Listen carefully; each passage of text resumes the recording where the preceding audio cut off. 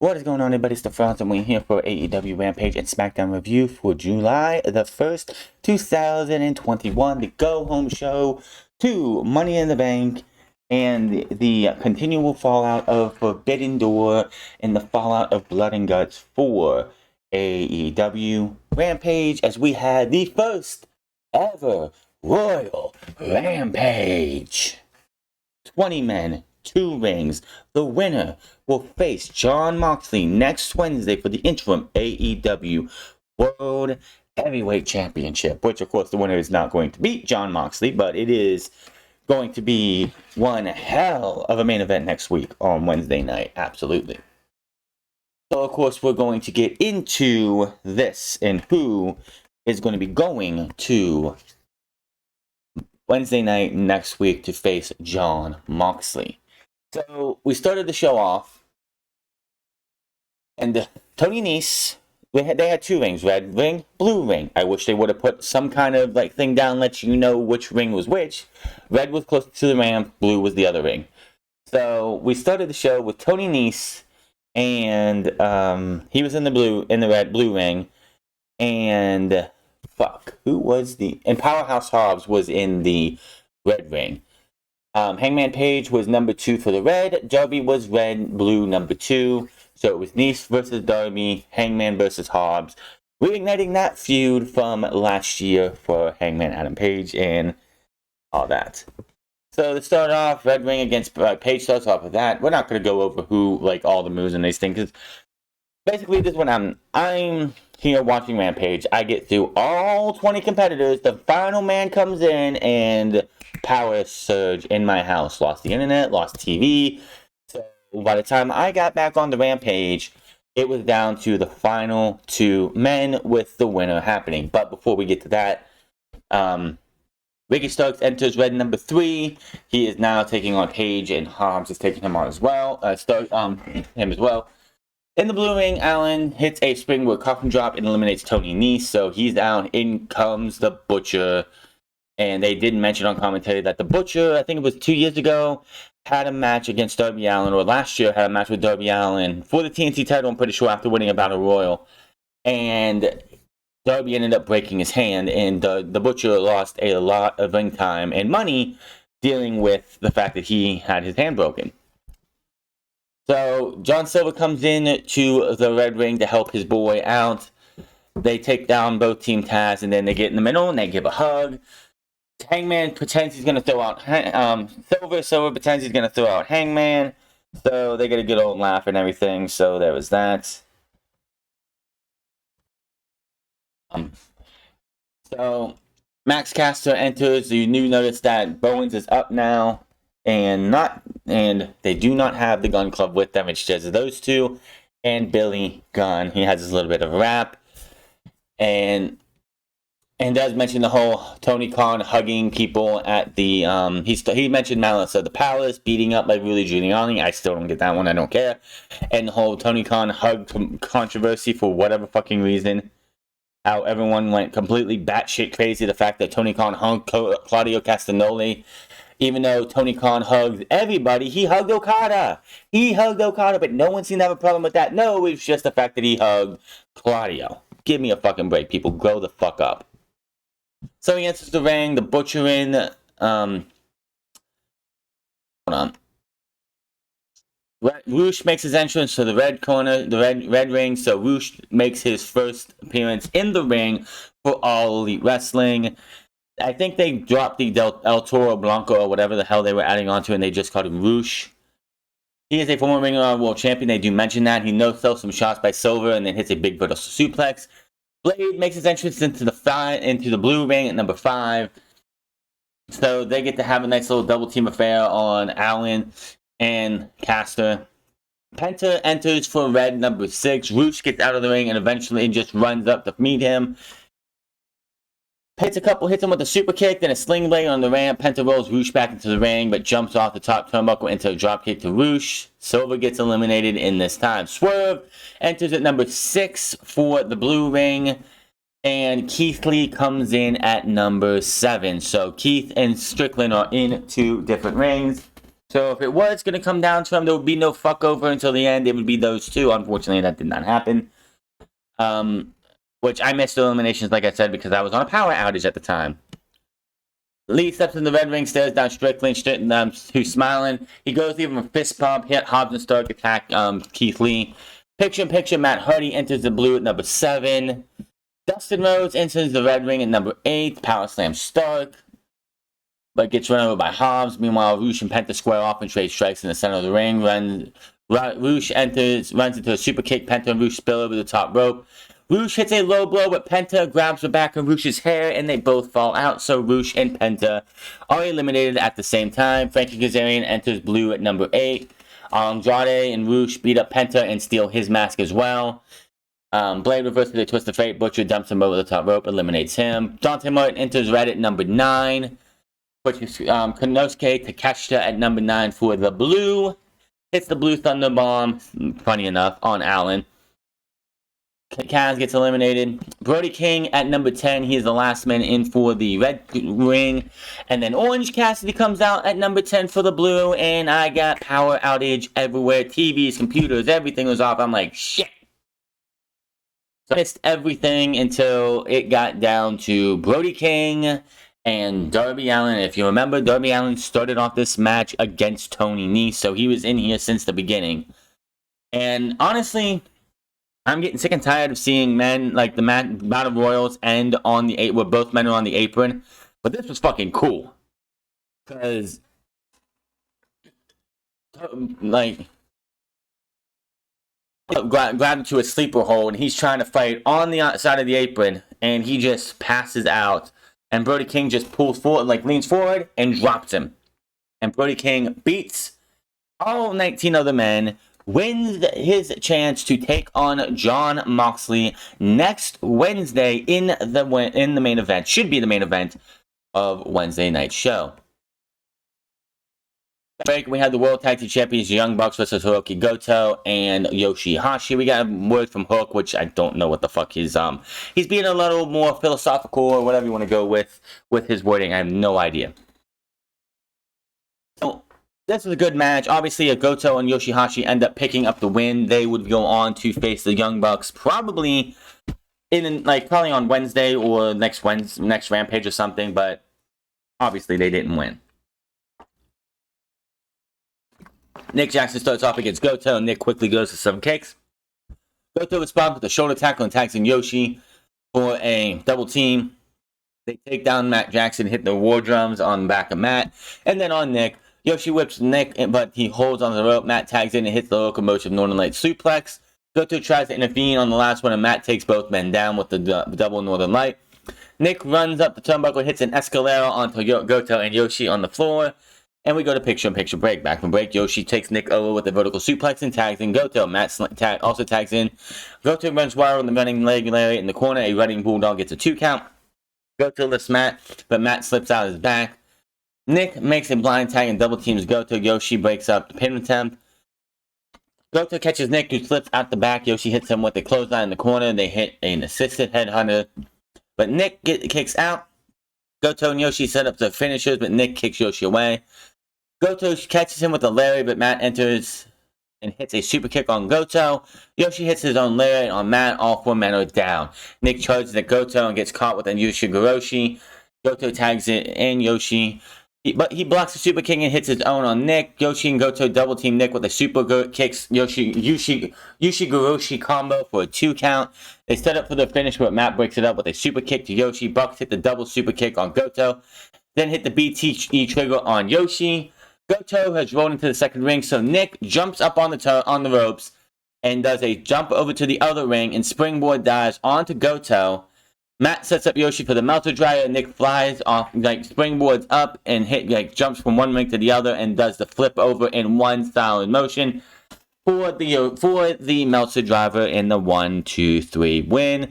They win, and the Bucks continue on their ways. Now, this news came out about the match the Bucks were originally supposed to be in at Forbidden Door. They were supposed to win the IWGP World Tag Team Championships, because this is all leading to the Young Bucks versus FTR, winner take all for the IWGP World Tag Team titles, the AAA Tag Team titles, the Ring of Honor World Tag Team titles, and the AEW World Tag Team titles. It was supposed to be Bucks with 2 titles, then the FTR with the other 2 tag titles, probably at All Out. Take those titles and have all of them won by one set of tag teams, and it's still going to happen. It's just going to be FTR has 3 titles and the Bucks have 2 titles.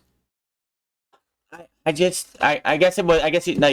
Gato came out, like, because of all injuries and all this other stuff. Gato went to them and was like, we got to change plans, and they were all cool with it because even if FTR has 3 titles and the Bucks have 1 title, they can still get to the match that they want, possibly an All Out, for all 4 championships. There you go. We get a pre-recorded comment from Ring of Honor World Champion Jonathan Progression. He says he and Lee Moriarty will take on the 2 Tyler Blanchard clients next Friday on Rampage. He says he is the best technical wrestler, and he said he's tired of seeing other ones laying claim to that. The 2 he's talking about, of course, are Claudio Castagnoli and Bryan Danielson. He says he'll prove it, who he is, who he says he is, and he is going to go out there and to show you what he has to. Mark Henry chats with Nyla and Tony Storm. Really do not care. Back in the arena, Nyla makes her ring entrance. She seems to have brought Vicky Guerrero as a mouthpiece, which fine by me, and now has Marina Shafir as her partner. So she has a partner in Marina Shafir. That's fine. That's absolutely fine. So the match here, it was okay. Nyla Rose loses to Tony Storm, and of course Marina Shafir tried to get involved as much as possible.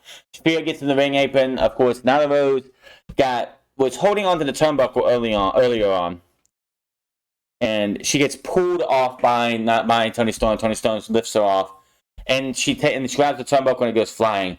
Didn't factor into the match at all. I mean, I don't think it was supposed to happen, but he kind of moved stuff around and made sure that actually happened. But it is what it is. They did what they needed to do. So Storm picks up the win with a pendulum DDT, not the Storm Zero, nothing else, but a pendulum DDT. She defeats Nyla Rose. Shafir attacks Storm from the bell. Thunder Rosa runs down and rescue her, take out both Rose and Shafir. Rosa and Storm clear the ring. They shake hands. They raise each other's arms, and the show goes off the air with these 2 women. Clearly, we're leading to a tag team match with Tony Storm and Thunder Rosa versus Marina Shafir and Nyla Rose. It would not surprise me if they want to go with a 4-way match with these 4 women here soon. I'm not saying it's going to be a match we get at All Out or anything. We got all this month and pretty much all next month to get through. So I'm going to say that we're going to get a tag team match between these 4 women, and that is going to be that. So Rampage was interesting. I mean, the Battle Royal was fun. I missed all the eliminations up until the end. I'm fucking pissed about that. But I like this. I'm sure this is going to become a thing when they do Blood and Guts next year. Whenever they do that, it's whether it's this time of the year or some other time of the year, that they're going to have the Royal Rampage on Friday and have the 2-ring be used for more than just Blood and Guts. SmackDown, the Battle of the Brands, Lacey Evans, Raquel Rodriguez, and Shotzi Blackheart will take on Alexa Bliss, Asuka, and Liv Morgan. The New Day is supposed to take on the Viking Raiders, the new violent Viking Raiders. Fuck you, Vince. But we start the show off, and we take ourselves back to, I believe, 2018, when you had Kevin Owens, Chris Jericho, Claudio Cesaro, Alberto El Dipshit, and Kevin Owens, Sami Zayn, Chris Jericho, Alberto El Dipshit, Cesaro, and Seth Rollins, I think, somebody else, standing on top of ladders in the middle of the ring. They did that this year with Drew McIntyre, Matt Riddle, Sami Zayn, Sheamus, Seth Rollins, all standing on ladders, while Omos is just sitting below like, man, I ain't getting up on this fucking ladder. Fuck that shit. I don't even give a shit about whatever the hell they said. Basically, of course, Zayn reminds us that he's the honorary Uce. And if he wins the Money in the Bank, that means that Roman's title is safe at least for another year. And then, of course, out comes The Miz. Out comes Ezekiel, Elias. Out comes Corbin. Out comes, all giving their case for why they should be in Money in the Bank. Obviously, I wish Kevin Owens a speedy recovery on whatever he's dealing with, because he was supposed to face off against Elias, for that final spot, but they had to cancel it on Monday. They were hoping he'd be good for Friday, but they had to cancel it tonight, and of course, Money in the Bank is tomorrow, so they kind of had to make do with what they got. So these guys were all sitting there all waiting. All these guys were arguing like little bitches, and Adam Pearce comes out and says, "You know what? Get these ladders out of the ring. We're gonna have a good old-fashioned battle royal." They actually called it a good old-fashioned battle royal. What do you get when you win the good old-fashioned battle royal? Absolutely nothing. Nothing. They did the first half an hour of this show with this bullshit segment, and then a good old-fashioned bullshit battle royal, which 6 of the participants were already in Money in the Bank, and it was won by somebody who's not even in Money in the Bank and doesn't even qualify for Money in the Bank. So what was the fucking point? The battle royal. Most people get, like, half the field gets eliminated by Omos. Omos eventually gets eliminated by Matt Riddle, Sheamus, and Drew McIntyre. Corbin wins the match. Who gives a shit? The only thing that was funny about it is that Seth Rollins looked at Omos and was like, "Nope," and eliminated himself and said, I'm good.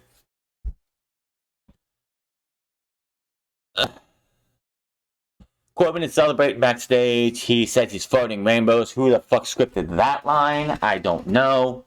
I'm out here farting rainbows.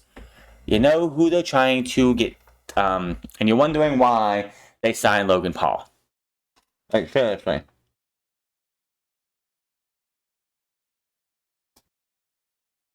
I asked about McAfee's challenge, and he just looks somber on speechless. Interviewed Natalia. Says Rousey's music. She mocks Rousey's movie appearances. Says she's nothing to fear on Rousey's eye because she is the sharpshooter. Hurt her, and she knows she won't be 100%. She vows to be the first person to make her tap out, which that's going to be Becky Lynch. You know it. Back in the ring, the New Day make their entrances. We get a recap of them dancing with Shanky last week with the Viking Raiders, the new and vicious of Viking Raiders, as they are being called by everybody. The New Day face the Viking Raiders next, but first we go to commercial. Back from break. We get a July joke because, you know, Kofi Kingston thinks that shit's funny. He gets $5 for it, whatever. And they call out the Viking Raiders so they can send them back to Helheim. At least you got it right. And before they can even do anything, the Viking Raiders come out with shields, their eye black paint on and everything. And they just batter the living shit out of Xavier Woods and Kofi Kingston. Beat them down, leave them laying, and that was basically it. Nothing else there. Nothing else there. At the announcements, McAfee and Cole chat for a moment, but the short cuts away to an argument between Corbin, Elias, The Miz, and MadCap. They all want the Money in the Bank ladder match. Pierce restores a bit of order, and he says it'll be a fatal 4-way later in the night and decide the final spot in the Money in the Bank participant. What was the point of the Battle Royal? You could have started the show off with this. You could have been like, everyone who in the Money in the Bank, get out of here. We're going to have these 4 here in the ring right now. Fatal 4-way, winner goes to Money in the Bank. But no, we had to have a pointless, worthless Battle Royal. Women's 6-woman tag match. Raw versus SmackDown. Alexa Bliss, Asuka, and Liv Morgan versus Lacey Evans, Raquel Rodriguez, and Shotzi. 6-woman tag match. Didn't give a shit. The baby faces won because Liv Morgan hit the Oblivion. Becky Lynch is insufferable on commentary. I cannot stand it. Corbin is his pick to win the match on Sunday, which tells you she's not winning on Saturday. Pierce gets a bit of some Sonya Deville and says it was wrong pin the point of the 2-on-1 handicap match last week. Deville says she filed a formal complaint against him, and she says what you did last week was wrong. What I'm about to do is wrong, and then she slaps the shit out of him. Sonya, what's the point of filing a formal complaint when you go and slap the shit out of the guy that you're complaining about? Dumb. Tag Team Champions come out. We get an Ask Me Anything with them and the Street Profits. I missed this completely because, when nature calls, you got to use the bathroom. So I missed all this. Backstage, Adam Pearce is visited by Max Dupree. Finally, the world will see this magnificent and maximum male models that's supposed to be next. But first, we get a commercial break. Back from break, we get a Cole tosses a video of Walter in his Intercontinental Championship success so far.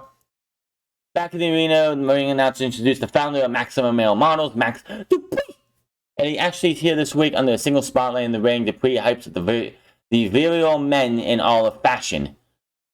He introduces the Mace, who is now known as Mace. M-A.C-E. What the fuck? I will say, Mace just cleaned himself up pretty fucking well.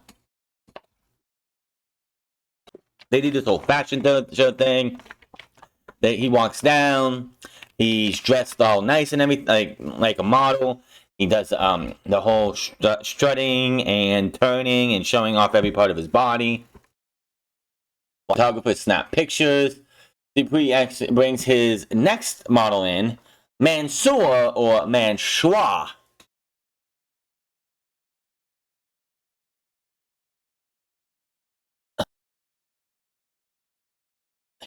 He comes out dressed up. He looks like he's getting some fucking muscle. He's got a fanny pack around his like around his chest, as if he's got one of those title belts. Who the fuck wore the title belt that way? Shit. But he does the same thing. Then both guys come out after they were done. It's like, I hate all of this. This sucks. This absolutely sucks. Give me a fucking break. So, dude is teamed up with two guys who are losers. And Mansoor is only on TV and pushed when we're getting close to a Saudi show because it's in his contract. It's in the contract of WWE that they have to push this guy around that time. Benjamin gives us on the nice teaching Natalya how to promote in the fight. Still have Natalya out of Money in the Bank. Her daughter's not 10 months, she's 9 months. Oh, I'm so drowsy. I'm sorry. God, it's so hard to listen to my... She has no fucking, oh my God. The fact that she goes out there and talks like that and just doesn't have any, it's like she doesn't want to fucking be there still. Oh my God. This was awful. She was on screen for 2 minutes tops, and I just wanted to fall asleep. I thought Simon Miller from What Culture was the cure for insomnia, but my God, Ronda Rousey takes the cake. There is no conviction in her voice. She has no, it's, oh my God. Get some conviction. Let me hear you actually mean what you fucking say. Holy shit. Miz makes his entrance. Kosher stills the Logan Paul signing with WWE, including where Paul points out that he's coming for the Miz. MadCap makes his entrance. The Fatal 4 Money in the Bank qualifying match is next. All four guys go out there. They beat the shit out of each other, and looks like we were gonna have Corbin get that win and use that momentum he did in the Battle Royal, but no, he hits the end of days on Elias. MadCap throws him into the turnbuckle, and MadCap takes the pin and the win, and MadCap Moss is in Money in the Bank. So, Money in the Bank, it sucked. This show absolutely fucking sucked. So let's just get to Money in the Bank and call this a night. Bianca Belair versus Carmella. Bianca Belair is going to win that. Seth freaking Rollins, Drew McIntyre, Sheamus, Omos, Randy Orton, Matt Riddle, Sami Zayn, and MadCap Moss. Money in the Bank ladder match men's winner will go to Seth freaking Rollins. He's going to make a repeat of WrestleMania 31 when he cashes in on Brock and Roman at SummerSlam. Lacey Evans, Alexa Bliss, Liv Morgan, Raquel Rodriguez, Asuka, Shotzi, and Becky Lynch for the women's. We'll go to Becky Lynch. Why not? I mean, it's literally the last thing Becky needs to do. And this is how we get her to her championship.